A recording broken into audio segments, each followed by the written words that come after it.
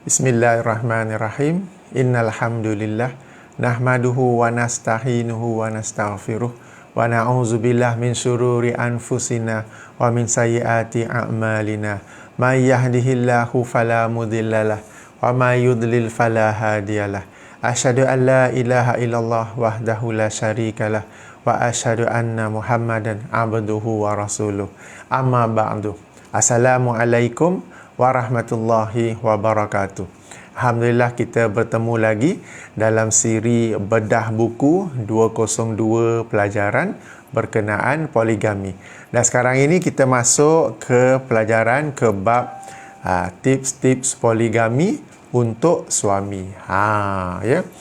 Kepada para suami yang terus melompat ke bab ini, saya nasihatkan kena juga tengok video-video siri-siri yang sebelum ini supaya subjek poligami ini dapat difahami dengan sebaik-baiknya. Kalau dah tengok sini sekarang live tak mengapa, nanti lepas ni tengok juga video-video yang sebelumnya. Ya. Okey, kita mulakan. Bila disebut tips ni bukannya nak kata jalan mudah, bukannya nak kata ada shortcut, sebab tidak ada shortcut dalam poligami ni. Ianya memang sesuatu yang besar tanggungjawab, sesuatu yang besar amanahnya. Okey. Jadi kita kata memang kena sungguh-sungguh, memang kena serius, ya. Sebab poligami ni macam saya kata, kita sekarang di pelajaran nombor 99, muka surat 149. Poligami ini adalah sesuatu perkara yang besar. Ia melibatkan amanah menjaga maruah ahli keluarga. Apa maksud maruah di sini? Maruah supaya isteri yang baru nikahi itu dapat menjalani kehidupan normal, keluarga normal sebagai seorang isteri. Jangan jadikan dia perempuan simpanan. Jangan jadikan dia umpama mistress yang hanya jumpa ketika lunch break sekali seminggu. Jangan begitu. Dia juga ada hak untuk adanya majlis walimah. Dia juga ada hak untuk, kalau yang jenis orang suka share gambar-gambar di media sosial, dia pun ada haknya di situ juga. Jangan pula isteri kedua itu menjadi seumpama mistress ataupun perempuan simpanan. Sama juga, jangan pula sehinggakan keluarga sedia ada, isteri sedia ada dibiarkan tergantung-gantung. Dibiarkan begitu saja, suami hanya bergilir, hanya duduk bersama dengan isteri baru saja. Isteri yang sebelum ini ditinggalkan begitu saja, diceraikan tidak, digilir secara adil tidak, tapi dibiarkan sahaja. Itu maksud saya di situ. Okey, tanggungjawab mengurusi mereka, ilmu memimpin mereka, dan keadilan memenuhi hak-hak mereka. Poligami merupakan keberanian, kekuatan diri, kesabaran dan kematangan seorang suami. Okey. Poligami memang kena berani. Kalau jenis takut-takut ni tak apa, cukup dengan seorang isteri saja. Okey, memang kena berani dalam langkah-langkah awal nak poligami itu sendiri kena berani. Bila sudah poligami itu pun kena teruskan keberanian, kekuatan diri, atau sebut apa? Jati diri. Kena sabar dan juga kena matang. Justru usah berpoligami, walaupun saya ni tulis buku poligami, tapi saya bukanlah nak menganjurkan, mewar-warkan semua orang agar berpoligami. Saya sendiri disebut di sini, usah berpoligami, jangan berpoligami jika ia sekadar seronok-seronok.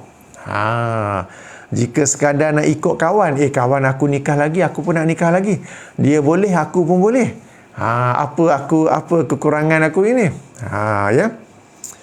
Menerima pujian hebat daripada rakan-rakan.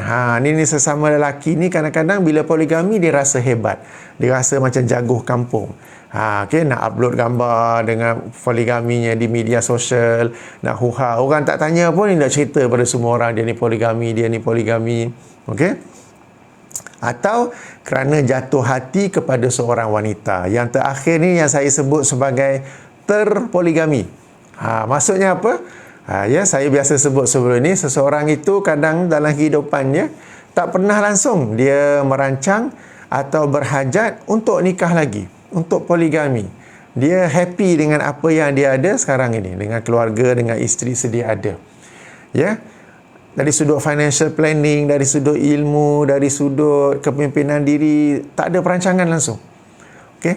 Tetapi tiba-tiba dia tertarik hati dengan seseorang di pejabatnya.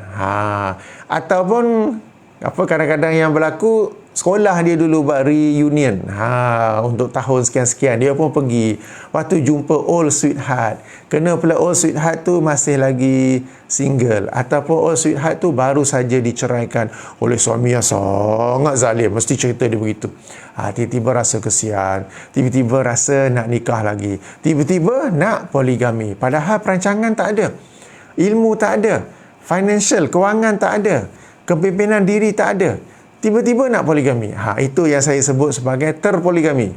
Okey? Sebab orang yang nak poligami ni, dia kena merancang daripada awal lagi. Lagi 10 tahun insya-Allah saya nak poligami. Lagi 5 tahun insya-Allah saya nak poligami. Dan kerana itu saya nak mempersiapkannya sejak daripada awal. Khasnya dari sudut financial. Khasnya dalam rangka memberitahu kepada isteri sedia ada bahawa abang ni, kononnya lah bagi tahu, abang ni satu hari nanti kemungkinan besar akan poligami. Akan nikah lagi. Bukan kerana tak sayang, bukan kerana ada apa-apa kekurangan, bukan kerana apa-apa sebab, tetapi semata-mata kerana poligami ini sesuatu yang dianjurkan dan abang akan buat sekadar yang terbaik dengan seadil mana yang mampu. Beritahu pada isteri supaya isteri pun daripada awal dapat mempersiap sediakan dirinya untuk menerima bahawa dirinya satu hari nanti mungkin akan dimadukan. Sebab saya kenal ada suami yang awal-awal bagi tahu kepada isterinya yang mungkin pada satu hari nanti dia akan berpoligami, dia akan nikah lagi. Dan kalau itu menjadi, dia akan memperkenalkan kepada isterinya siapakah calon isteri keduanya dan akan bagi tahu, bukan secara sembunyi-sembunyi. Jadi isteri pun pada waktu yang sama sempat mempersiapkan dirinya dengan membaca buku dengan apa semua tu. Jadi ianya bagi kedua-dua pihak berlaku secara terancang. Walaupun belum ada calon, walaupun sehingga ke akhir hayatnya tak poligami langsung pun, tapi dia bagi tahu saja. Itu yang terbaiknya. Bila dah tiba-tiba ni, tak apalah, alang-alang dah tiba-tiba tu, tuntut ilmu dulu dalam bab poligami ini supaya dapat nilai sama ada diri anda layak ataupun mampu berpoligami ataupun tidak. Tapi yang penting, jangan jatuh cinta terlebih dahulu. Sebab bila sudah jatuh cinta, macam mana pun bila nilai-nilai tak boleh pun akan jadi boleh juga. Sebab bila dah jatuh cinta tu, penilaian tidak lagi kita kata waras macam ni kan. Tapi mungkinlah sebab dah jatuh cinta tu sangat, sanggup melintas lautan api ke apa kan. So bila dah jatuh cinta tu sanggup saja. So I am okay. Polygamy is okay for me. It is possible for me. Okay. Padahal dari berbagai-bagai aspek sebenarnya tidak layak ataupun belum layak lagi. Jadi saya nak tekankan poligami ini satu perkara yang berat. Ianya tidak semudah monogami. Monogami bila nikah buat kali pertama dengan seorang isteri pun ada cabaran-cabarannya kan. So bila poligami ada dua isteri, cabaran-cabaran tu bukan sekadar bukan sekadar dua tau, dia ganda dua. Dia ekstra lagi. Okay. Jika sebelum ini anda merasakan kehidupan anda okey saja, maka saya ni pun layak. Saya ni pun layak untuk berpoligami. Kena tahu sebab sebelum ini, kalau kehidupan anda okey, ialah kerana isteri anda sentiasa ada bersama anda, menyokong apa yang anda buat, baik di tempat kerja ke, baik bersama kawan ke apa ke. Bila anda nak nikah lagi, mungkin isteri anda tidak lagi menyokong anda dan membiarkan anda keseorangan saja. Ya. Jadi ini sesuatu yang perlu dipertimbangkan. Baik, pelajaran seterusnya, pelajaran nombor 100. Saya tekankan sekali lagi, poligami bukanlah sesuatu yang mudah. Maka jika hendak poligami, dalam rangka hendak poligami, hendaklah ataupun mestilah minta pertolongan khasnya daripada Allah Subhanahu Wa Taala. Yang ini dengan berdoa. Orang-orang yang poligami yang berjaya ni ialah orang-orang yang soleh, orang-orang yang bertakwa dan orang-orang yang rapat hubungannya dengan Allah. Sebab dengan dirinya saja sukar untuk dia hidup dalam suasana poligami secara bahagia, melainkan dia ada bantuan daripada Allah SWT. Lazimnya bila sebut bab poligami ni, orang kata isteri saja kena berdoa. Isteri rasa berat nak terima, lalu dinasihatkan, suami tak ada, tak apa, Allah ada, selalulah berdoa kepada Allah, apa semua gitu. Itu betul, nasihat yang betul. Tetapi jangan lupa, wahai para suami, wahai para lelaki, anda juga, ya, jika sebelum ni sudah ada hubungan dengan Allah, hubungan itu hendaklah dengan lebih kuat, lebih akrab dalam rangka berdoa, supaya Allah Subhanahu Wa Taala akan mencucuri, akan mengurniakan rahmatnya dalam kehidupan poligami anda, supaya tercapainya objektif sakinah, mawadah dan rahmah. Okey, pertolongan apa yang saya masukkan ialah berdoa. Tapi bila sebut doa ni, jangan lupa tau, isteri pun berdoa juga. Okey, anda sebagai suami berdoa supaya dapat nikah lagi, supaya dapat poligami. Katakan ini sebelum nikah lah ni, masih dalam bab perancangan kan, masih dalam tahap baru saja memberitahu kepada isteri. Isteri juga berdoa juga, ya Allah, janganlah aku ini dimadukan oleh suamiku. Ya Allah, janganlah aku ni madukan. Ya Allah, janganlah suami aku ni menikah lagi. Isteri pun berdoa juga. Atau mungkin daripada awal lagi, walaupun suami tak bagi tahu perancangan dia untuk nikah lagi, tetapi lazimnya seorang isteri, seorang wanita, dia dapat mengesan lagi awal, okay, bahawa suami dia ni ada something different lah. Okay, we have been living together for 12 years, wonderful apa semua, but the last 3 months something different lah. Aku rasa dia ada perempuan lain ni. Dia duduk banyak fikir tu, dia duduk fikir macam mana nak nikah lagi tu. Seorang isteri dia dapat mengesan lagi awal. Jadi dia pun lagi awal, walaupun suami belum bagi tahu, dia lebih awal telah pun berdoa kepada Allah. Ya Allah, aku tidak mahu dimadukan, janganlah bagi suamiku menikah lagi. So ada dua doa yang saling bertentangan. Suami berdoa supaya dia berjaya nikah lagi dengan calon wanita yang dia ada sekarang tu. Isteri pula berdoa juga supaya suaminya tidak nikah lagi. So macam mana tu? Doa yang mana agaknya ya Allah akan dengar? Ya Allah akan makbulkan. Cuba nilai-nilai ya, wahai suami. Mungkinkah anda ni jenis yang bangun subuh pun kita kata subuh gajah, ataupun tata subuh dinosaur? Isteri pula bukan sekadar bangun awal, tetapi pukul 3 pagi sudah bangun berqiyamul lail, baik di Ramadan atau di luar Ramadan. Suami pula tidur berdengkur, tak bangun-bangun langsung. Macam mana pula tu? Isteri pula dalam sehari 5 kali, 10-15 minit sebelum azan sudah bersiap sedia untuk solat, walaupun dia di rumah. Zuhur sekarang 1.20 katakan. Pukul 1 dia dah ambil wuduk apa semua, dia dah siap dengan telekong, dia duduk sambil nunggu azan tu dia dah baca Quran, dia duduk berzikir. Asar pun begitu, maghrib isyak, subuh, begitu. Awal waktu sudah bersiap sedia. Apa saja yang dia buat dalam kehidupan dia tu, dia punya time management, pengurusan masa, dia dah adjust awal-awal supaya dia siap sedia untuk waktu solat. 10-15 minit sebelum waktu solat.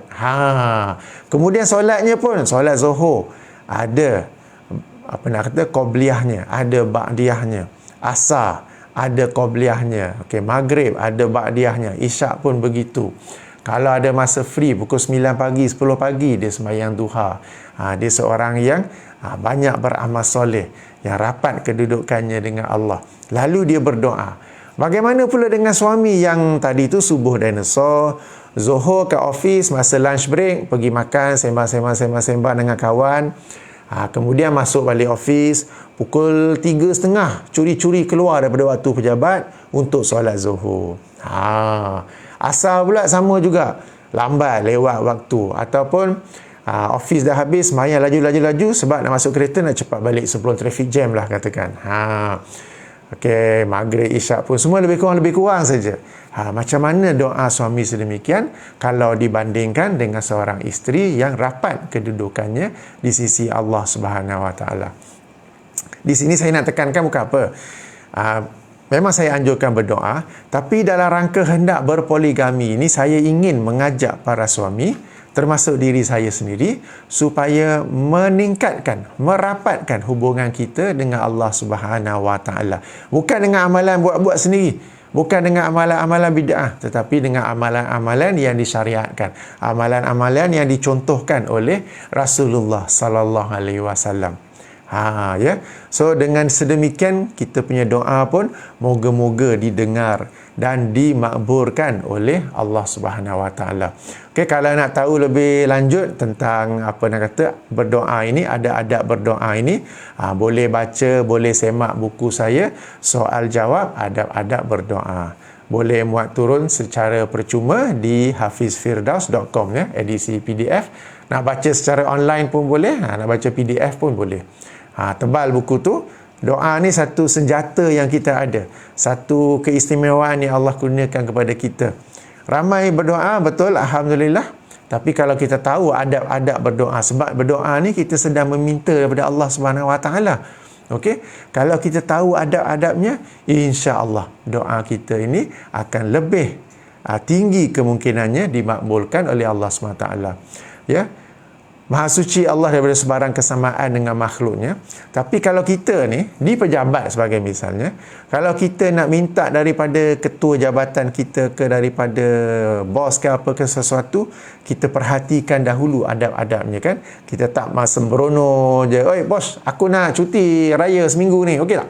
Kan kita pergi dengan penuh rendah diri, kita cari waktu yang sesuai, kita susun perkataan dengan baik, dan kita meminta, kita berdoa dengan hati yang penuh harapan. Kita meminta daripada bos tu dengan hati yang penuh harapan. Walaupun setengah pejabat tu nak minta cuti tu isi borang kan, isi borang nak submit tu pun dengan penuh harapan. Jadi ada adab-adabnya dalam kehidupan dunia apabila kita nak minta sesuatu. Ya, Maha suci Allah dari sebarang kesamaan, tetapi apabila kita hendak meminta sesuatu daripada Allah, sudah tentu adab kita mestilah lebih tinggi, lebih sopan dan lebih mulia lagi. Jadi jemput baca buku saya, soal jawab adab-adab berdoa. Ya. Bila berdoa tu nak sebut apa? Yang ini ada juga, sebab apa tu, saya biasa terima soalan, ada yang saya jawab, dan saya jawab biasa banyakkanlah berdoa kepada Allah. Kena tanya balik, nak doa apa? Alamak, traffic jam saya. Okey. Yang saya cadangkan ialah kita berdoa umpama, "Ya Allah, jika hajat aku ini untuk menikah lagi adalah baik bagiku, keluargaku yang sedia ada dan keluargaku yang akan datang, maka permudahkanlah urusannya kepadaku. Ajarkanlah kepadaku apa yang patut aku tahu dalam bab poligami ini. Kurniakanlah keberanian untukku melaluinya, dan kurniakanlah kemampuan untukku bersikap adil di antara kedua-dua keluarga.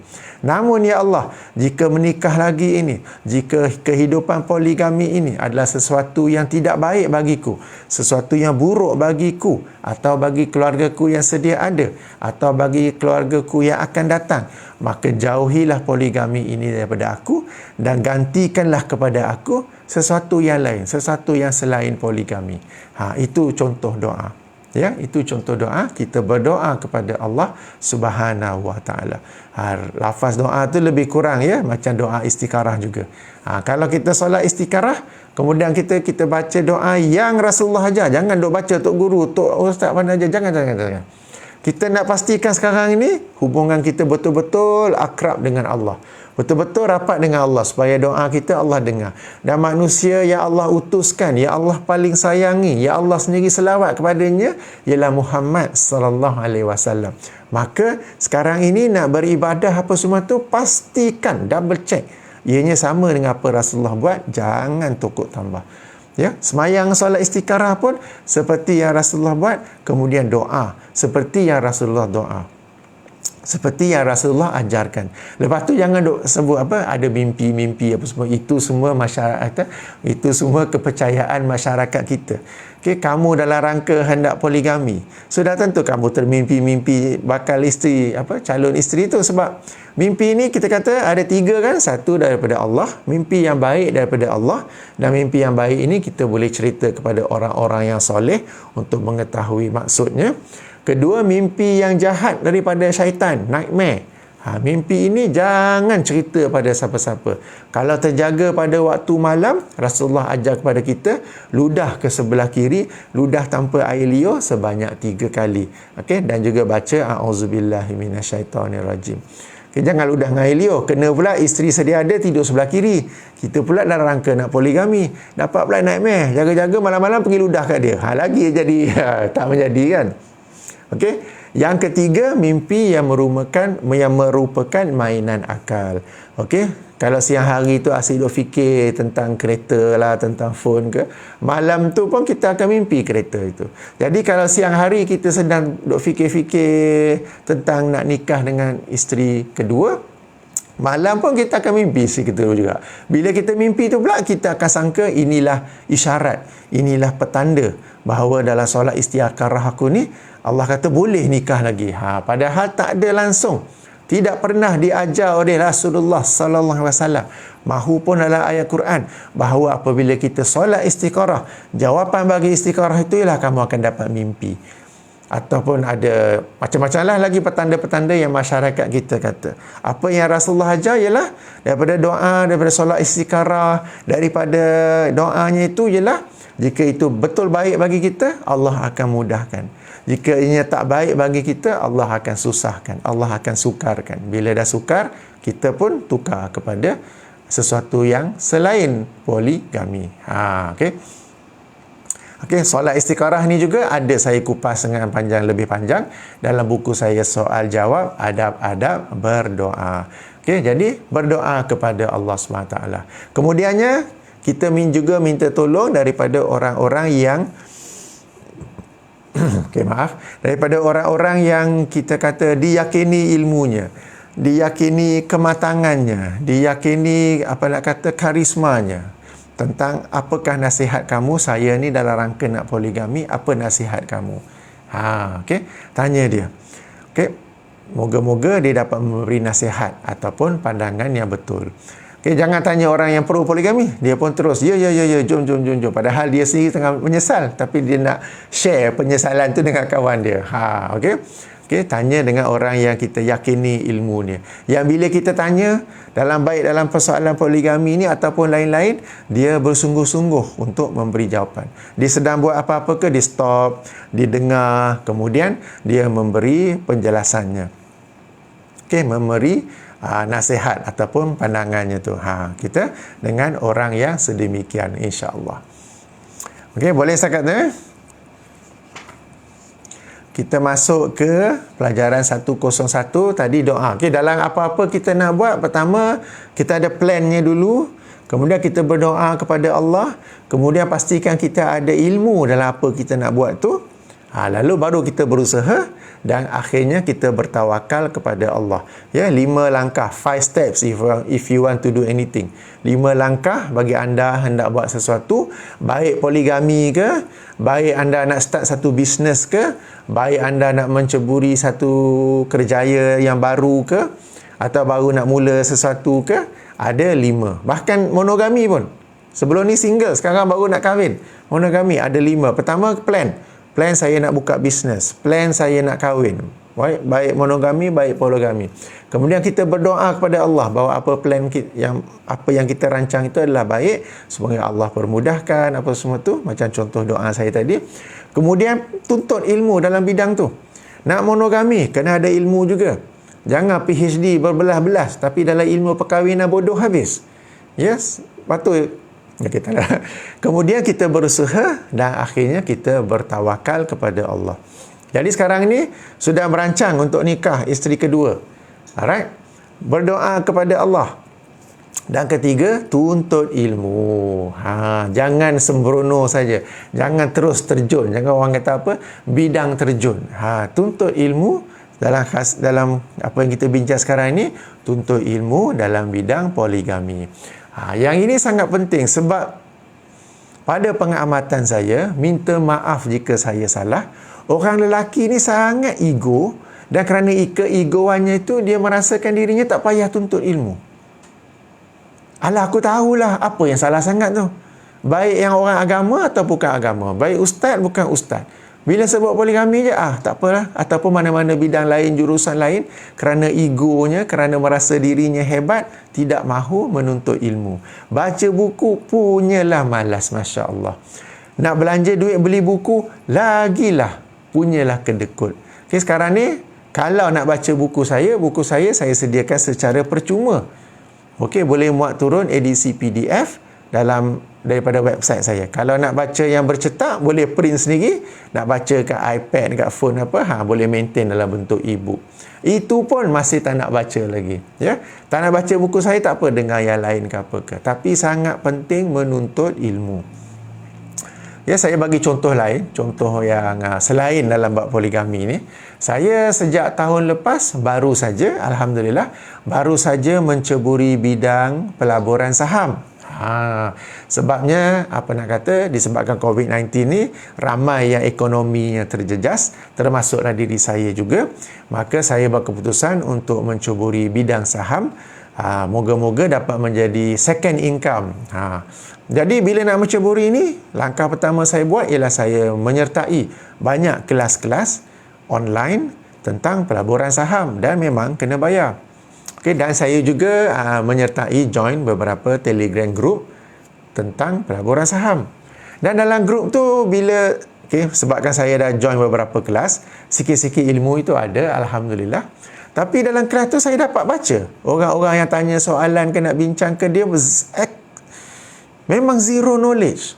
Dan kadang-kadang mereka PM saya, direct message pada saya, tanya juga, saya pun jawab sekadar saya tahu. Kemudian saya anjurkan dia, ada kelas ni, ada kelas percuma. Kadang-kadang Bursa Malaysia dia anjurkan kelas percuma, sebab penglibatan Bumiputera Muslim dalam bidang pelaburan saham ni masih sangat kurang. 10-20% saja. Yang lain semua orang bukan Islam, bukan Bumiputera. Tapi kena ada ilmu dulu. So ada je pihak-pihak yang menganjurkan ilmu kuliah-kuliah online tentang pelaburan saham secara percuma. Ada saja channel YouTube secara percuma ada ke. Tapi yang percuma pun tak nak belajar. Yang ada kelas pun sekadar kena bayar 100-200 pun, padahal kelas tu pagi sampai petang pun tak nak bayar. Punyalah kita kata tu, tapi kemudian hendak menceburi dalam bidang saham. Bila dah rugi, mulalah merungutlah, menuduh sana menuduh sini. Ya, jadi sangat-sangat hairan ya bila seseorang tu hendak menceburi sesuatu tetapi dia tidak mahu menuntut ilmu dalam bidang itu.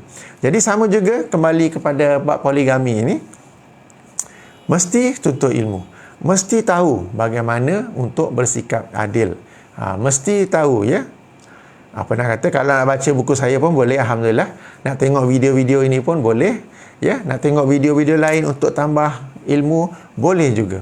Okey. Tapi yang penting adanya usaha untuk menuntut ilmu.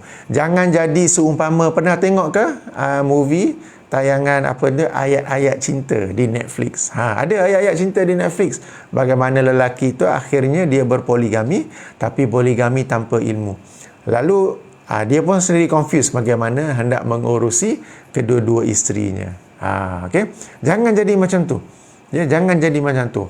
Masuk dalam poligami ini kerana ilmu. Dan kerana ilmu itu juga anda membuat keputusan, saya ni patut teruskan ataupun patut reverse saja, patut tukar ataupun batalkan hajat. Sebab bila ada ilmu, anda akan dapat menilai sesuatu perkara itu sama ada patut dilanjutkan ataupun tidak. Jika patut dilanjutkan, patut diteruskan, maka sekian yang patut dibuat. Jika rasa macam tak sesuai, tak layak apa begitu, maka dibatalkan. Ya, dan semua ini sangat penting semua ini sangat penting dilakukan sebelum atau tanpa adanya perasaan kasih sayang kepada bakal isteri kedua. Kalau dah jatuh cinta tu sangat susah. Baca buku pun baca-baca, aku tak layak, tapi sebab dah cinta ni, boleh. I can do it. Padahal tak boleh pun. Okey. Ini saya tekankan banyak kali. Baik untuk yang monogami ataupun poligami. Jangan jatuh cinta sebelum bernikah. Sebab bila sudah jatuh cinta, pertimbangan tidak lagi waras. Sampai-sampai bila berjumpa dengan bakal ibu bapa mertua, your future parents-in-law, bila mereka meletakkan syarat-syarat yang tinggi, contohnya hantaran 30,000 sekian dulang, apa-apa sekian-sekian, tetap kata yes boleh sebab sudah jatuh cinta. Padahal apa nak kata, nak pergi jumpa future parents in-law tu pun, duit tu pun pergi pinjam daripada kawan. Nak naik bas express balik kampung jumpa bakal ibu bapa mertua pun tak ada duit. Sekarang ni nak bagi pula duit hantaran sebanyak RM30,000. Ya, ini sebagai contohnya. Ya, mesti menuntut ilmu. Baik, kemudian pelajaran nombor 102. Pelajaran nombor 102. Bukan merupakan syarat agama untuk meminta izin kepada isteri. Ya, jika dirujuk pada sirah Rasulullah sallallahu alaihi wasallam, baginda sendiri menikah ataupun berpoligami dengan menikah lagi tanpa memberitahu isteri sedia ada. Ini kerana poligami adalah sesuatu yang normal, sesuatu yang biasa pada zaman baginda. Pada zaman kini, poligami sesuatu yang janggal atau dipandang sebagai sesuatu yang buruk. Ya, maka sangat-sangatlah dianjurkan untuk bukan minta izin, tapi untuk memaklumkan, untuk mengkhabarkan hajat anda untuk menikah lagi. Kenapa nak bagi tahu? Kenapa nak bagi tahu? Ada juga yang tanya tu. Kenapa nak bagi tahu? Nak bagi tahu sebab apa? Sebab bila anda hidup dengan isteri, kehidupan suami isteri ni adalah kehidupan yang saling percaya antara satu sama lain. You trust each other. Yang jika anda akan buat satu perkara yang nak kata kebiasaan ataupun perkara yang di luar kebiasaan, anda akan maklumkan kepada pasangan anda. Jadi sekarang ini, isteri hidup dalam suasana dia rasa dialah one and only for you, for the husband. Husband pula sekarang ni nak nikah lagi. Nak nikah lagi bukanlah sesuatu yang biasa, sesuatu yang dijangkakan oleh isteri. Maka sebagai seorang suami yang menyayangi isterinya, sebagai seorang suami yang hidup atas dasar saling percaya dengan isterinya, maka dia pun memaklumkan, mengkhabarkan kepada isterinya hajat untuk bernikah lagi. Apa tu? Bukan saja maklum kepada isteri. Ada lagi, maklumkan juga kepada anak-anak. Nanti anak-anak akan tertanya-tanya kenapa ayah dulu setiap hari ada rumah, sekarang ni selang sehari ada rumah. Okey. Kemudiannya, maklumkan juga kepada ibu bapa mertua. Sebab anda akan memadukan puteri mereka, anda akan memadukan anak perempuan mereka. Okey. Kemudian maklumkan juga kepada bakal ibu bapa mertua, your future parents-in-law. Sebab saya ada kes di mana seorang suami hendak nikah lagi, tapi dia tak nak jumpa. Dia tak nak jumpa future parents-in-law. Dia suruh calon isterinya tu, belum kahwin lagi, maknanya calon isteri, bagi tahulah nak nikah apa semua tu, nak masuk dalam poligami. Dia sendiri tak berani nak jumpa. Okay. Jika seorang suami tak boleh nak buat benda ni, maka saya katakan tak payah nikah, tak payah berpoligami. Kenapa? Sebab kalau anda sendiri tak berani untuk memberitahu, untuk mengkhabarkan kepada isteri sedia ada, untuk mengkhabarkan kepada parents-in-law yang sedia ada dan juga yang akan datang, maka anda bukan seorang yang berani. Okay? Anda bukanlah seorang yang sebab sekarang ni kenapa berani? Kita kena berani sebab anda akan buat benda yang betul, benda yang disyariatkan, benda yang dihalalkan, bukan buat benda salah. Kalau anda nak pergi mencuri, itu baru sembunyi-sembunyi. Kalau nak ambil rasuah, baru sembunyi-sembunyi. Ya? Contoh, jangan pergi mencuri, pergi ambil rasuah pula. So, nak buat benda yang salah, barulah secara sembunyi-sembunyi. Okay? Tapi jangan buatlah. Kita nak buat benda yang betul. Kenapa nak disembunyi-sembunyikan? Jadi, kena ada keberanian. Kena pandai nak cakap. Kena pergi kampung, balik kampung, jumpa, bagi tahu. Kena siap sedia, kena kejar. Kena siap sedia, kena dibantah ataupun tidak setuju. Kalau dah cuba cakap, tak setuju juga, mengapa tak apa? Maka tak mengapa, batalkan hajat poligami tu. Anda kena bezakan.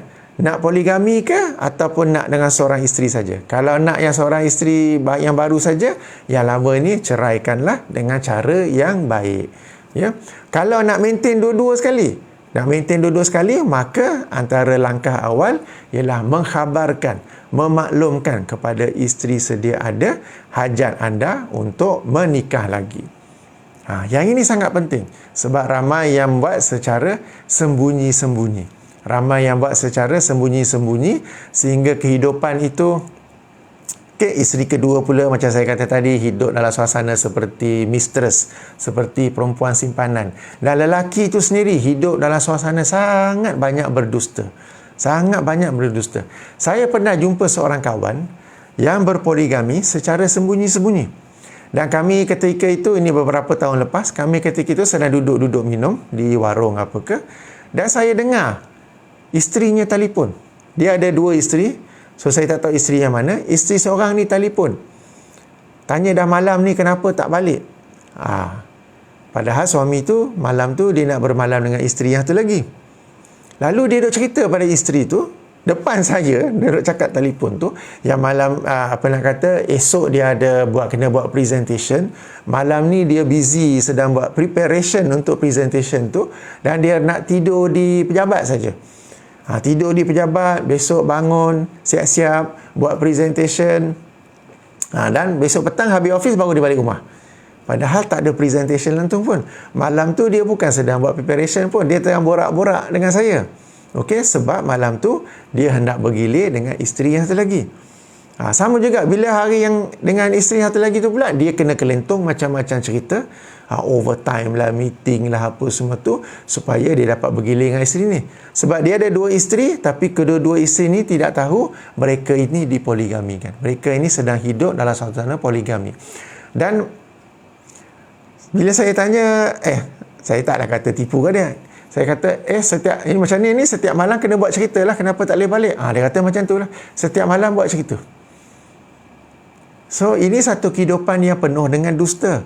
Dan dibimbangi sebagaimana hadis Nabi SAW, baginda bersabda yang bermaksud tidaklah seseorang itu lazim bercakap benar sehingga Allah menulis baginya sebagai seorang yang siddiq, seorang yang dikenali dengan kebenaran, bercakap benar, dan akhirnya dia dimasukkan ke dalam syurga.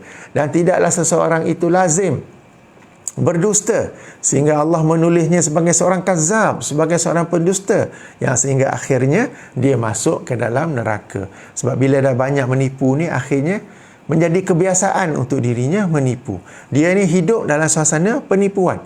Dan saya pun tak tahulah macam mana dia hendak meneruskannya tu. Ini beberapa tahun lepas saya pun dah lost contact. Jadi ini satu contoh bagaimana seseorang yang berpoligami secara senyap, maka dia banyak kali, hampir setiap hari mesti berdusta, membuat-buat cerita supaya dia dapat bergilir antara isterinya itu. Dan ini bukan seorang, beberapa orang yang saya jumpa berpoligami secara rahsia dan mereka ini berdusta dalam rangka untuk bergilir antara isteri-isterinya. Ada juga yang jarak jauh, isterinya ada di lokasi A, dia kena bertugas di lokasi B, tapi di lokasi B dia sudah ada isteri. Maka dia berdusta kepada yang ini, dia busy kerja ke apa ke, malam pun tak dapat nak video call ke apa ke.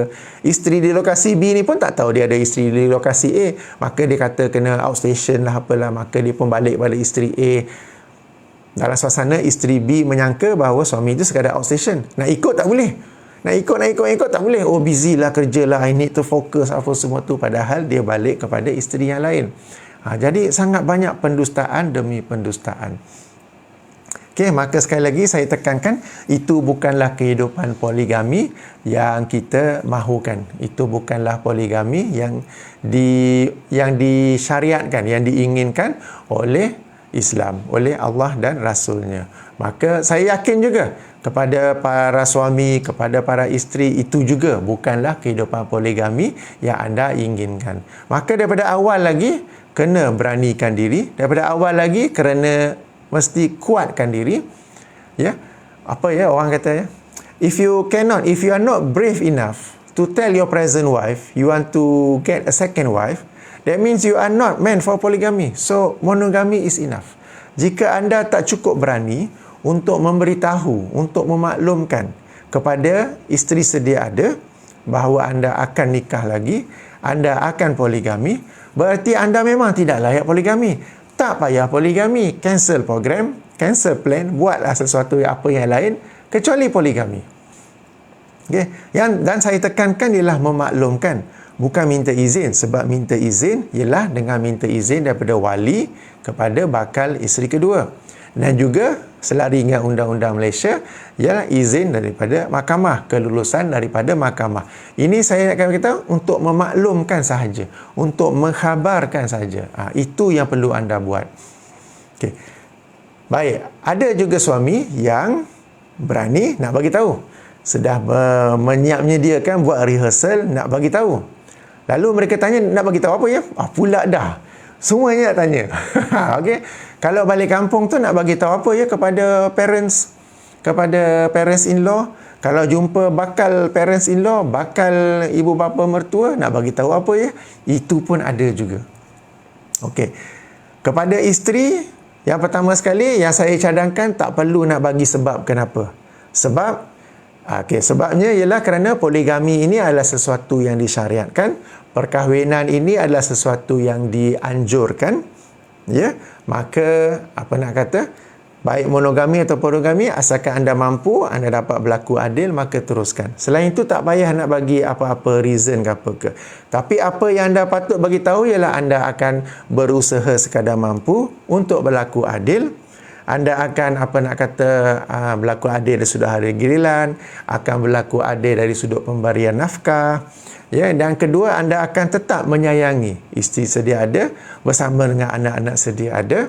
Bahawa nak nikah lagi ni bukanlah kerana tak sayang lagi apa, ianya umpama seorang isteri, seorang ibu yang ada satu orang anak, apabila dia hendak anak yang kedua, apabila dia hamil anak kedua, apabila dia melahirkan anak kedua, bukanlah bererti dia tak sayang lagi anak pertama, tapi dia sayang kedua-duanya sekali.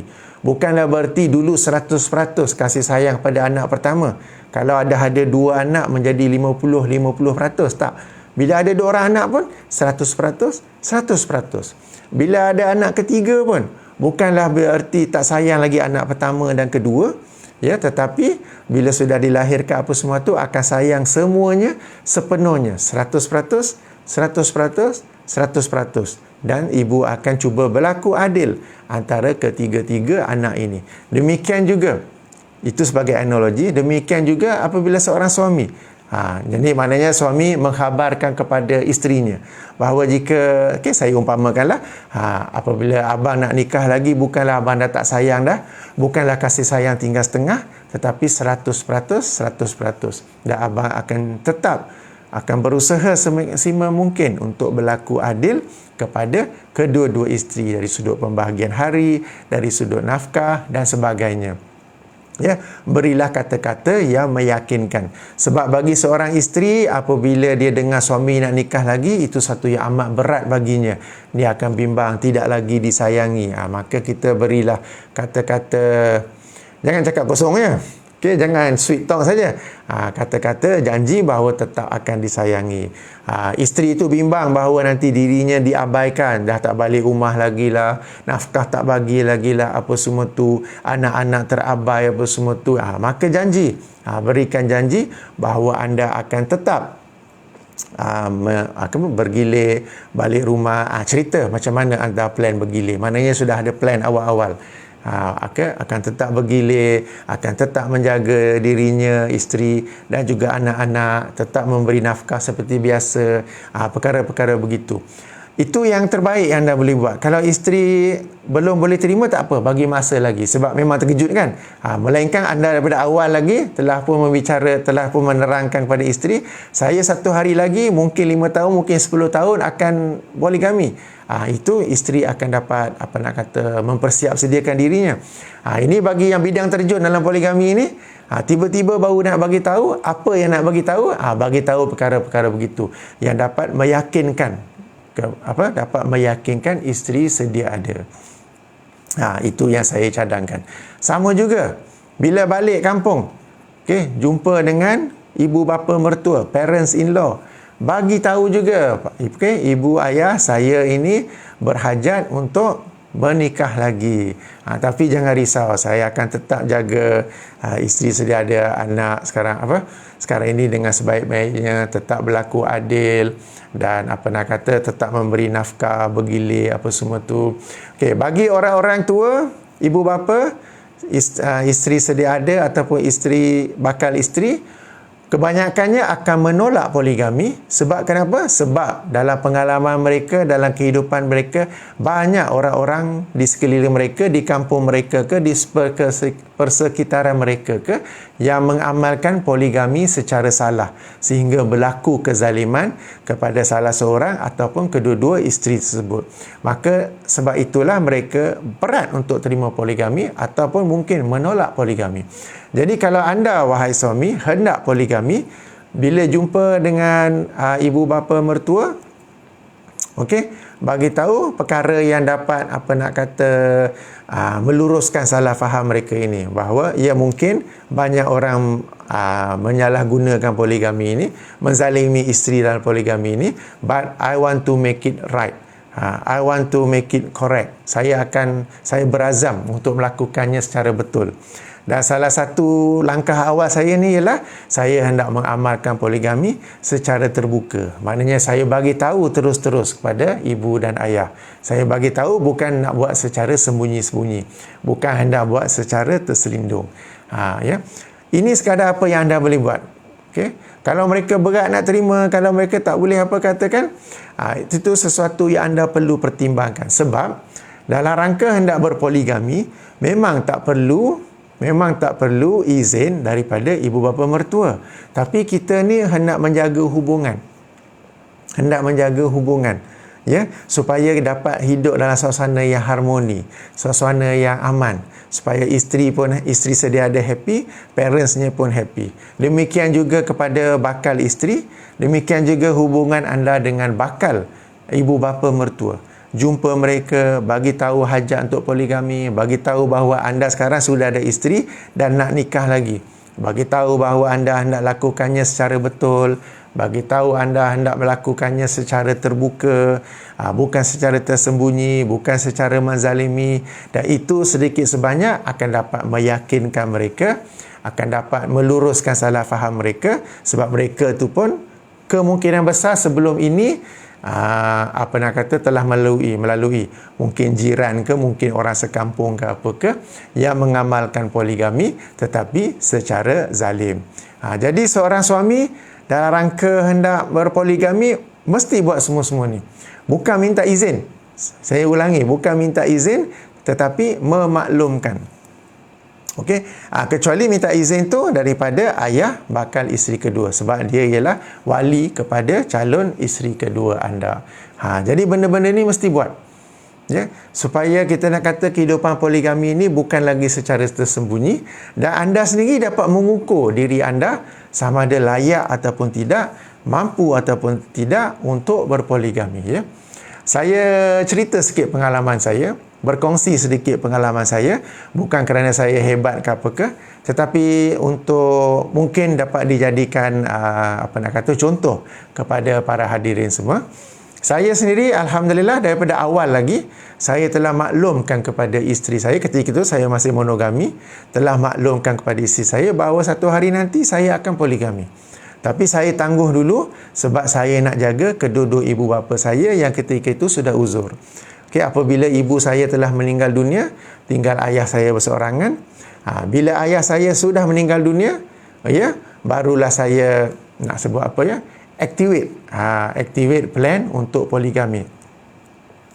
Bahkan apabila ibu saya sudah meninggal dunia, kemudian ayah saya meninggal dunia, apabila ayah saya dah meninggal dunia kira-kira sebulan lepas tu, isteri saya sendiri yang bertanya, "Abang, sebelum ni kata nak poligami, tapi nak fokus jaga ibu bapa dulu. Sekarang ibu bapa sudah meninggal dunia, bagaimana plan abang tu?" Isteri saya sendiri yang tanya. Maka saya kata, insya-Allah abang akan lakukannya. Dan sekarang ini sedang memilih calon yang sesuai. Saya tidak berkenalan kemudian bercinta ke apa ke. Saya sedang memilih calon yang sesuai. Bila saya dah pilih, saya bincang dengan isteri saya dulu dan saya pertemukan juga mereka terlebih dahulu. Kemudiannya saya pergi berjumpa pula dengan bakal ibu bapa mertua saya dan memberitahu hajat saya untuk menikahi anak mereka sebagai isteri kedua. Macam yang saya kata tadilah. Okey. Ibu bapa ataupun keluarga kepada isteri sedia ada saya tu, alhamdulillah saya tak payah bagi tahu sebab mereka sejak awal lagi mereka sendiri pun telah bagi tahu kepada isteri saya. Hafiz tu dia jenis orang yang nampak macam akan poligami. So kamu get ready tau. Jadi mereka pun sendiri macam dah tahu saya ni, tak tahulah muka saya ni poligami ke apa ke, dah bagi tahu. Dan mereka pun macam bukanlah nak bantah ke apa ke, tapi macam okey, dan suruh isteri saya pun bersiap sedia yang suami saya ni satu hari akan poligami.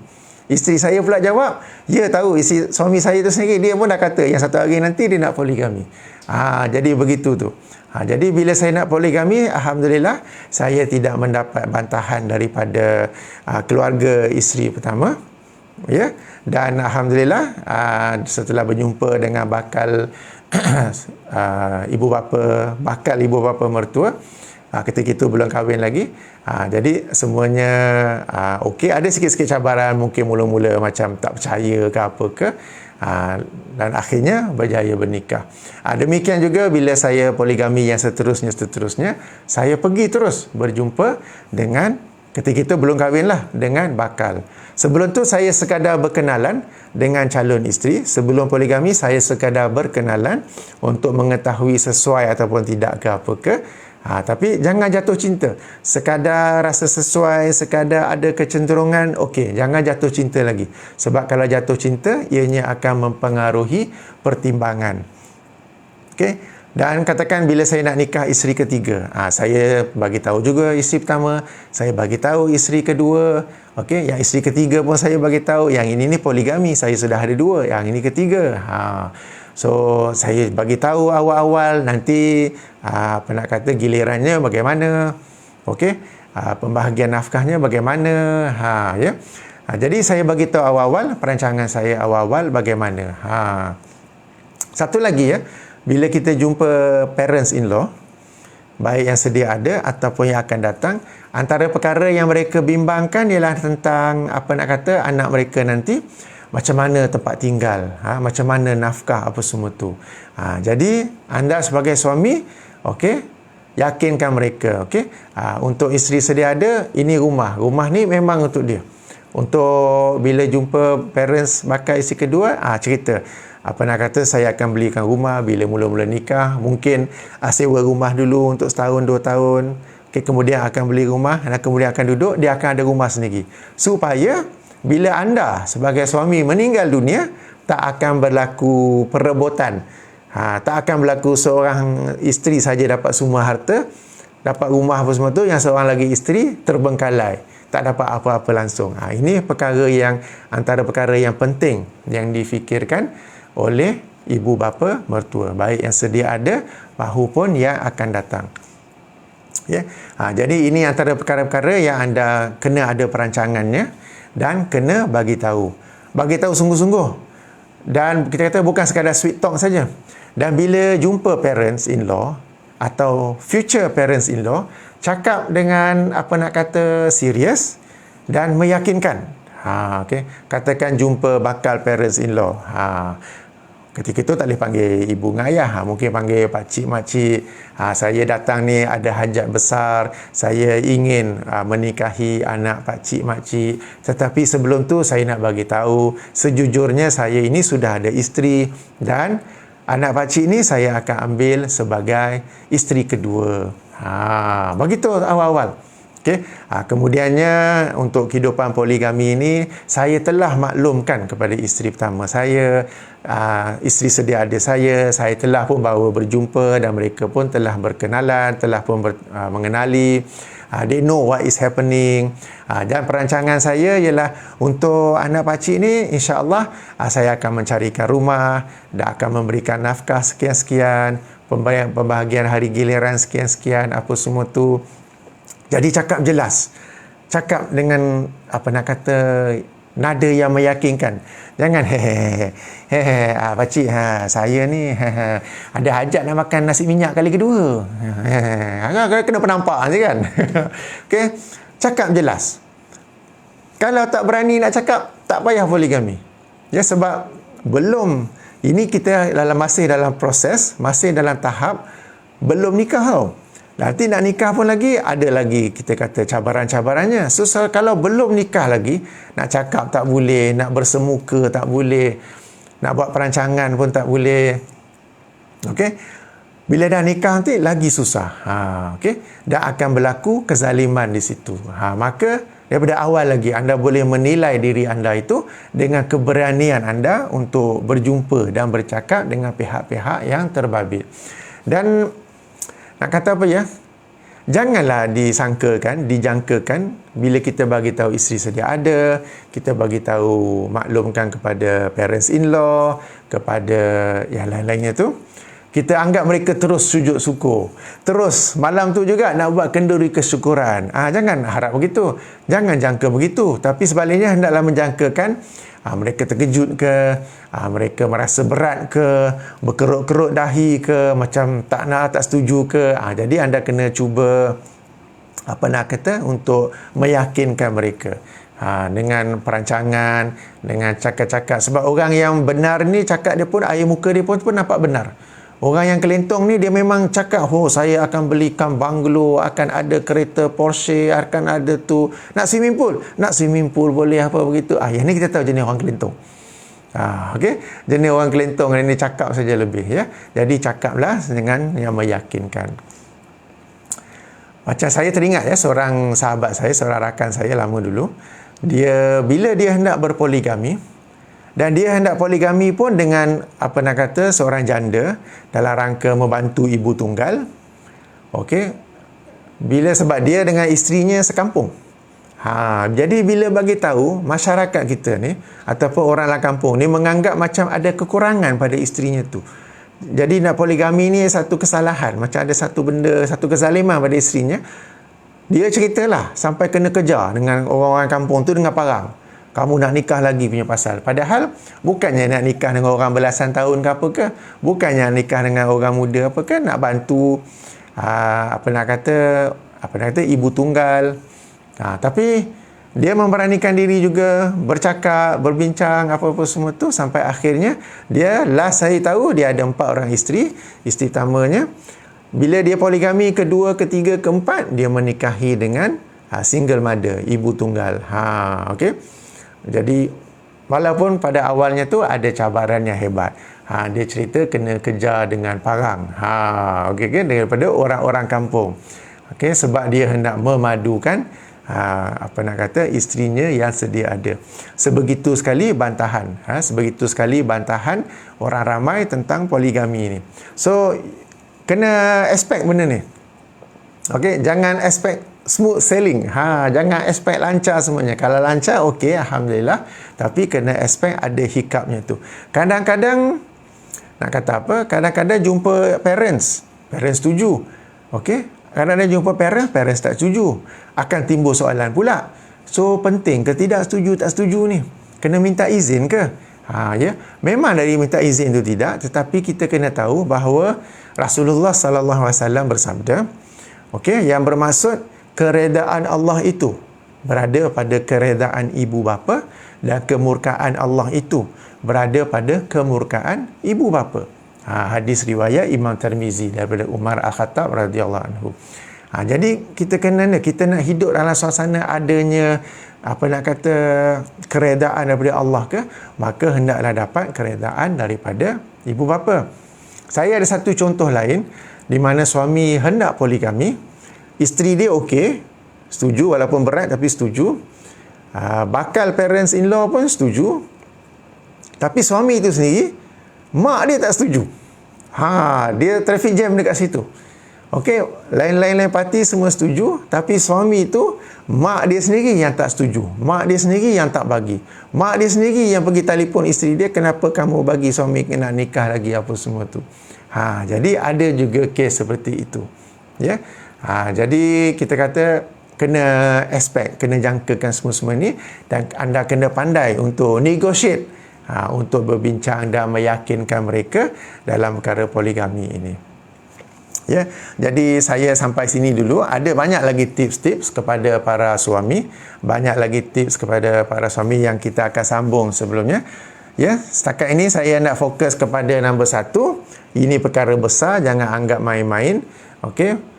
Kedua, tak boleh buat seorang diri. Hendaklah kita ni berdoa kepada Allah, dan dalam rangka supaya doa kita ni lebih dimakbulkan hendaklah kita audit semula bagaimana hubungan kita dengan Allah Subhanahu Wa Taala, ya, hubungan para suami. Sebab apabila suami berdoa dia nak poligami, isteri juga berdoa supaya suami dia tak poligami. Jadi antara dua doa yang saling kontradiktori ni, saling bertentangan ni, yang mana satu yang Allah nak makbulkan? Okey. Itu nombor 2. Nombor 3, tuntut ilmu. Nombor 4 maaf. Nombor 4 yang susah tu, yang banyak suami tak nak buat tu, ialah memaklumkan kepada isteri, kepada anak-anak, kepada parents, kepada ibu bapa mertua dan bakal ibu bapa mertua. Okey? Ya, yang ini ni yang penting, yang kena bagi tahu.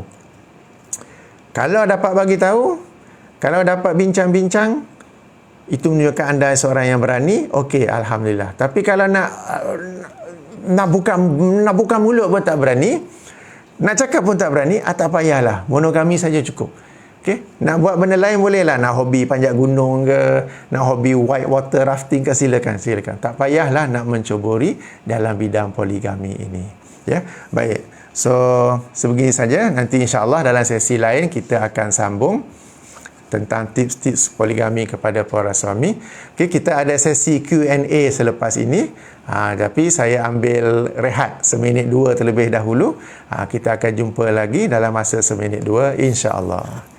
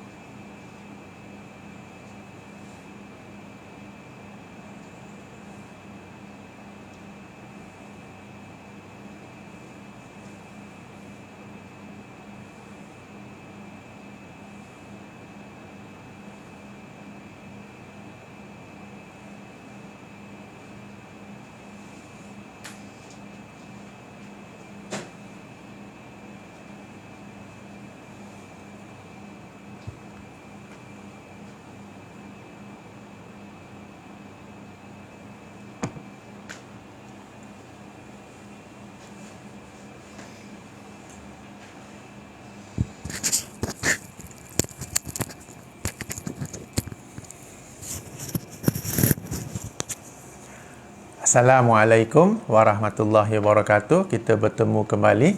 Sekarang kita masuk sesi Q&A. Saya akan cuba jawab soalan-soalan yang dikemukakan semampu yang boleh. Ya, boleh saja tanya soalan di bahagian komen itu, di bahagian komen ya. Okey, sebelum ini soalan ada recording ke? Tak sempat nak follow? Ya, ada. InsyaAllah akan ada dalam grup Poligami Harmoni, dan juga boleh dilihat dalam YouTube channel saya, saluran YouTube. Saluran YouTube saya Hafiz Firdaus bin Abdullah. Di sana ada video poligami ataupun yang lain-lain. Okey, filem Syurga yang Tak Dirindukan, bukan filem ayat-ayat cinta. Ya. Di Netflix tu boleh tengok filem Indonesia. Dalam filem Syurga yang Tak Rindukan pun ada juga contoh bagaimana poligami secara tiba-tiba tu, dan suami tidak berapa tahu ataupun keliru bagaimana hendak berlaku adil. Dalam ayat-ayat cinta pun ada. Ayat-ayat cinta dalam Netflix dia letak tajuk orang putih, tajuk Verses of Love. Tapi filem tu filem Indonesia, bahasa Indonesia. Tapi tajuknya Verses of Love. Okey.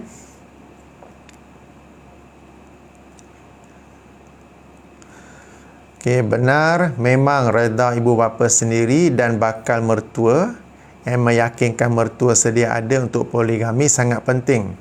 Kalau tak, akan ada jiwa yang terkorban dalam poligami jika nikah juga tanpa redha mereka. Anggap je jika ada banyak tentangan dalam kita nak poligami itu, tandanya Allah tak izinkan. Jika dah bernikah juga tanpa redha mereka, harunglah badai kawat duri semua. Tu dia. Poligami yang kita jalankan itu tidak akan bahagia. Ya. Ingat tak tadi saya cerita tentang doa ya? Apabila suami hendak berdoa, apa yang dia kata? Ya Allah, jika plan aku, jika perancangan aku, jika hajat aku untuk menikah lagi dan hidup dalam suasana poligami adalah baik bagiku dan keluargaku yang sedia ada dan keluargaku yang akan datang, maka permudahkanlah bagiku. Maka tunjukkanlah aku jalan-jalannya. Maka berilah kekuatan kepada aku. Dan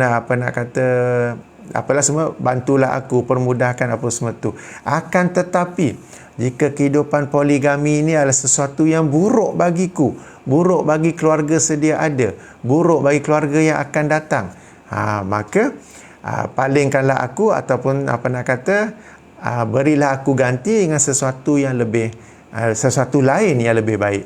Ya? Jadi kalau kita dah berdoa sedemikian, agar dipermudahkan, ditunjukkan jalan apa semua, tapi macam suka saja, traffic jam sana, traffic jam sini, traffic jam sana, garu kepala sini, garu kepala sana.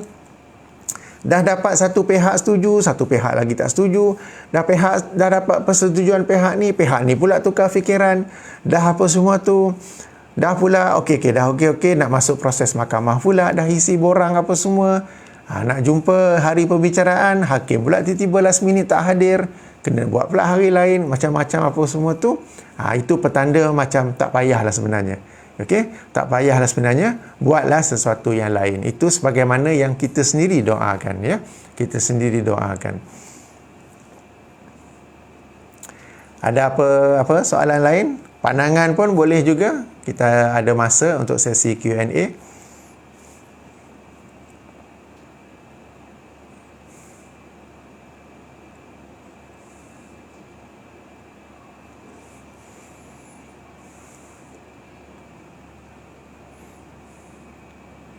Okay, saya bagi masa kepada sesiapa yang ingin bertanya.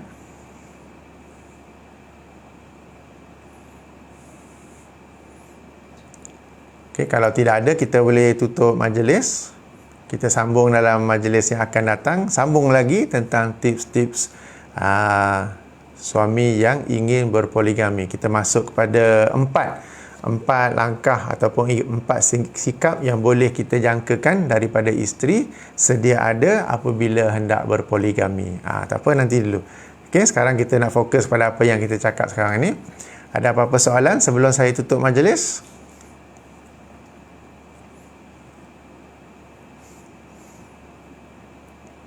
Okey, kalau tak ada, tak apa, kita tutup majlis. Jadi sekali lagi saya minta maaf kalau tips yang saya bagi pada suami ni macam menyusah-nyusahkan pula.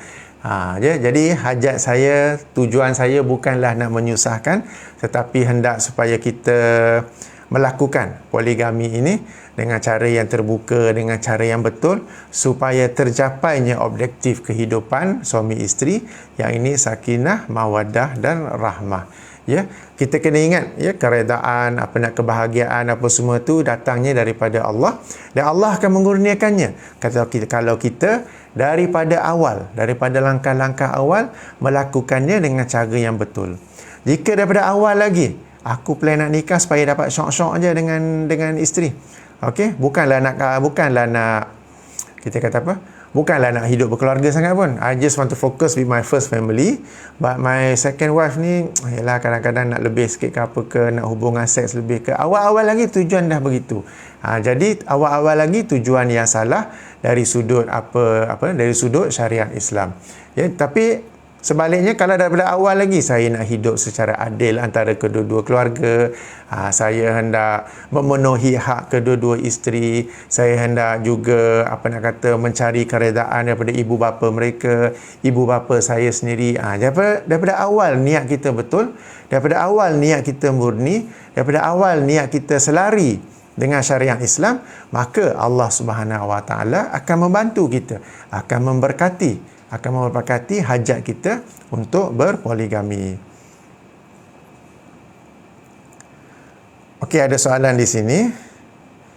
Jika nikah sembunyi telah terjadi, tapi selepas itu proses mendaftar banyak halangan, macam mana ya? Halangannya macam mana itu? Selalunya halangannya tu macam suami yang tidak mahu ataupun keberatan untuk mendaftar. Sebab kalau suami bergerak untuk mendaftar, boleh saja. Memanglah kena isi borang lah, kena buat salinan lah, kena apa, kena pergi mahkamah. Proses pertama untuk disahkan pernikahan tersebut. Mahkamah perbicaraan kedua pula untuk dibicarakan kesalahan poligami tanpa izin apa semua. Memang ada prosesnya. Tetapi kalau suami hendak melakukannya, ianya boleh. Okay, kalau seorang suami tidak mahu, terpulang kepada isteri. Ya, bagaimana? Dia nak hidup dalam suasana nikah tersembunyi ataupun tidak? Kalau dia rasa dia nak hidup, dia nak teruskan, tak mengapa, silakan. Tapi kena tahulah, bila tanpa sijil ni, ada cabaran. Kalau ada anak nanti, macam mana nak dapat surat beranak? Itu nombor satu. Nombor dua, kalau sudah meninggal dunia nanti, dapat ataupun tidak harta faraidnya tu. Okey, tapi yang lagi teruknya tu bukan sekarang ni saja. Kehidupan dalam suasana tersembunyi itu. Kehidupan dalam suasana tersembunyi tersebut. Kena pula suami yang jenis tak reti, yang tak faham perasaan isteri. Maknanya keluarga yang pertama tu dia asyik duk upload saja gambar di media sosial. Keluarga yang tersembunyi ni, isteri tersembunyi ni diam saja, macam tak wujud langsung. So macam mana perasaannya tu? Hendak diteruskan apa ataupun tidak? Kalau rasa boleh bersabar nak diteruskan, tak mengapa, sebab dah pun memang terjadi. Tapi kalau rasa tak sabar ke apakah, itu adalah satu, kita kata, sebab yang munasabah untuk menuntut cerai. Ya, kerana suami tidak berlaku adil. Ya. Kena ingat, bila nak minta cerai, apa kita nak jawab apabila di hadapan Allah Subhanahu Wa Taala kelak. Bila ditanya, kita pun jawab, suami sebelum ni janji, kita nikah luar negeri, balik akan daftar. Tetapi balik tak daftar. Dan saya ni dibiarkan hidup secara tersembunyi. Seolah-olah seperti mistress. Maka sebab itu saya minta cerai. Maka jika begitu, tak mengapa, dibolehkan. Bila dikatakan nikah luar negeri ni, sebahagian suami ada yang jujur, ada yang baik, memang balik lepas tu terus dia mulakan langkah-langkah untuk mendaftar. Tapi ada suami, ramai pula tu yang saya dapat tahu, bila sudah nikah luar negeri, sebelum tu memang sweet talk, janji macam-macam, tapi bila dah nikah luar negeri, balik ke Malaysia, tidak mahu mendaftarkannya atas berbagai-bagai alasan. Dan isteri dibiarkan hidup dalam suasana yang tersembunyi, macam saya kata tadi, seperti perempuan simpanan ataupun sebagai mistress saja. Jadi terpulang pada isteri itu, sebab isteri itu sendiri yang telah tersalah langkah kerana bersetuju untuk nikah di luar negara, untuk bersetuju daripada awal lagi untuk sembunyi-sembunyi. Ya, sebab saya ni bila ada isteri tanya tentang plan suami dia untuk poligami secara sembunyi-sembunyi, secara sembunyi-sembunyi, dia sendiri bersetuju. Saya kata jangan bersetuju. Dia nak setuju juga. Dan dia nak proceed, dia nak teruskan juga dengan pernikahan. Bila dah nikah, dah beberapa bulan, tengok-tengok masih juga dalam keadaan sembunyi-sembunyi. Apa yang suami sweet talk sebelum tu tidak dilaksanakan. Dihubungi saya lagi, nak tanya macam mana nak buat. Saya kata nak buat macam mana, dah saya kata jangan nikah sebelum ni. So, nasihat saya, walaupun ada suami-suami yang jujur, yang bila nikah di luar negara, balik dia terus mendaftar, akan tetapi kebanyakannya yang saya tahu tidak daftar selepas itu. Ini menjadi satu cabaran yang besar. Daripada sambungan soalan tadi, sudah daftar tapi belum selesai disebabkan mahkamah mengatakan borang salah isi dan belum dipanggil ke mahkamah. Biasanya berapa lama tempoh mahkamah untuk proses? Okey.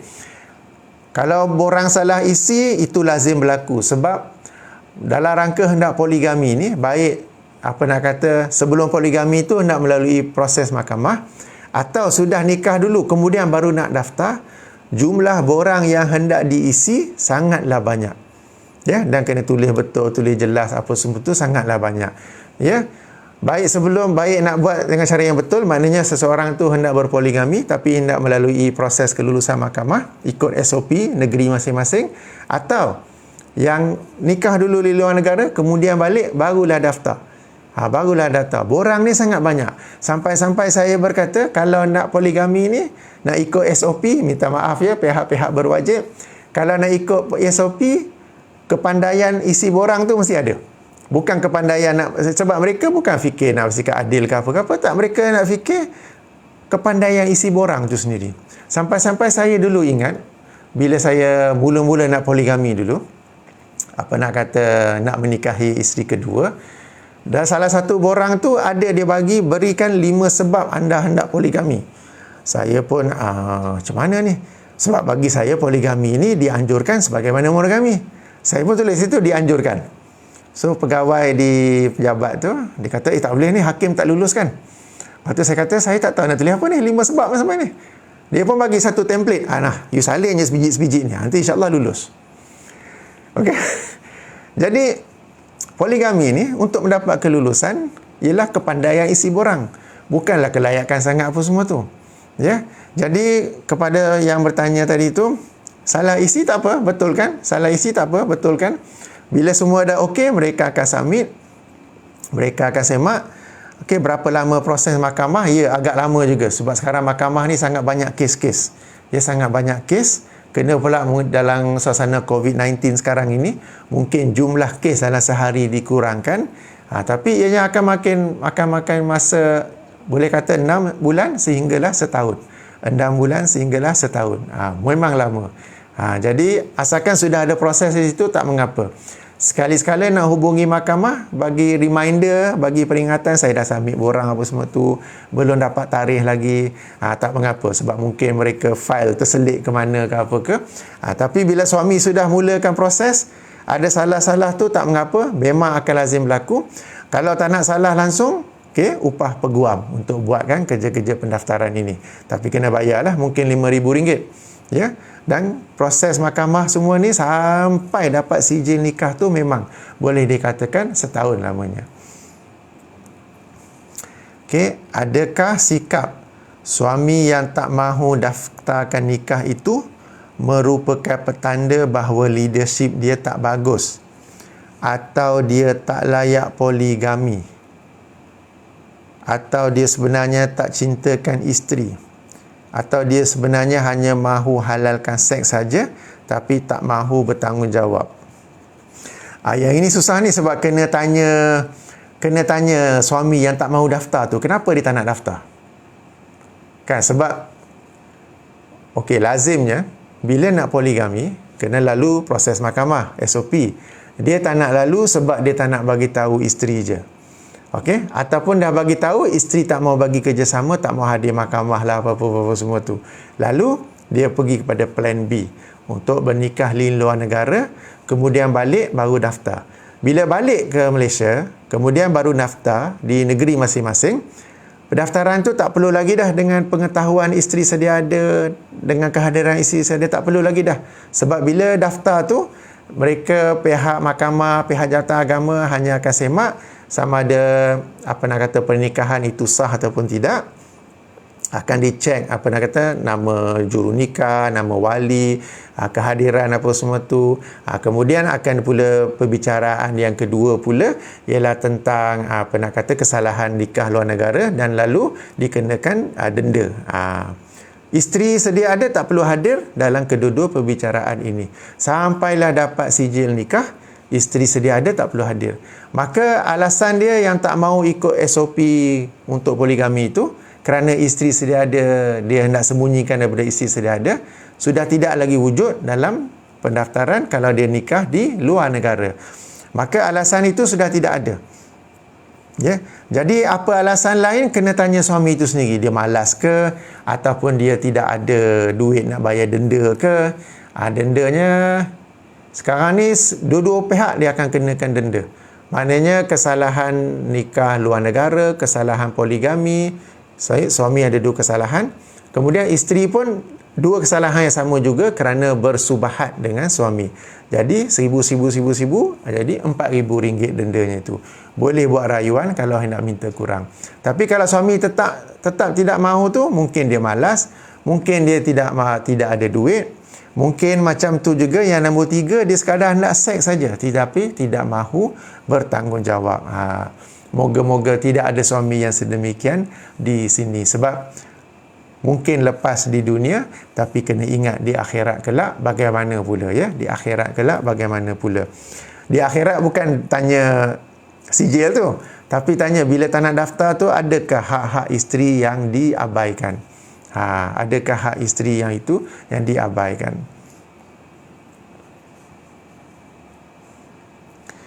Bagaimana jika nikah dengan isteri kedua bersembunyi? Sudah daftar dan sudah dapat sijil kahwin, tapi suami cakap dekat isteri pertama, nikah dengan isteri kedua hanya nikah biasa je, sebab takut isteri pertama minta cerai kalau tahu hal yang sebenar. Tapi suami cakap kepada isteri pertama, nikah dengan isteri kedua hanya nikah biasa saja. Apa maksud nikah biasa saja di sini? Ada nikah yang tak biasa ke? Sebab bila sudah bernikah, maknanya sudah masuk dalam poligami, baik nikah tu biasa ataupun tak biasa.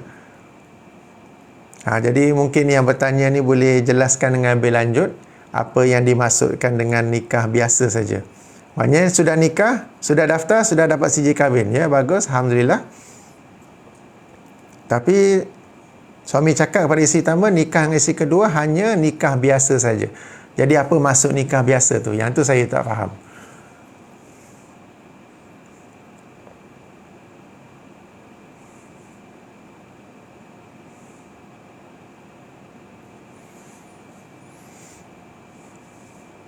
Atau sesiapa yang lain yang faham soalan boleh bagi komen juga ke kepada soalan ni daripada Akhi Muhammad Azhari.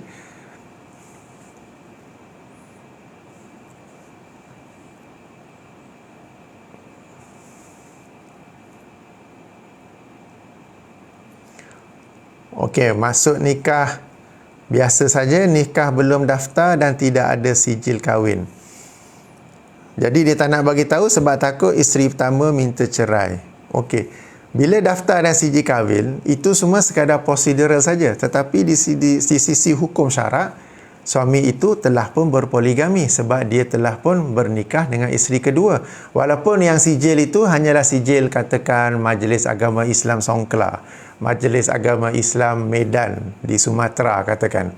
Ya, tapi ianya tetap sijil kahwin, tetap ada juru nikah, tetap ada saksi dan pernikahan itu sudah pun sah dan isteri kedua itu memang sah sebagai isterinya. Okey, pendaftaran di Malaysia ni adalah sebab-sebab prosedural. Sebab-sebab untuk surat beranak anak ke, untuk komplikasi yang datang kemudian ke, ataupun setelah kematian ke.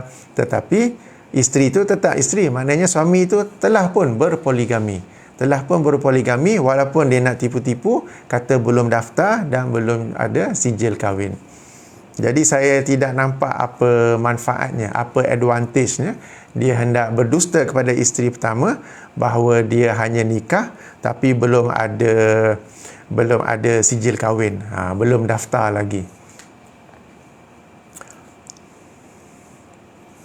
Ada apa-apa soalan lain? Pandangan lain pun boleh, kritikan pun boleh, tak apa, kita boleh buka ya sampai 11.30 insya-Allah.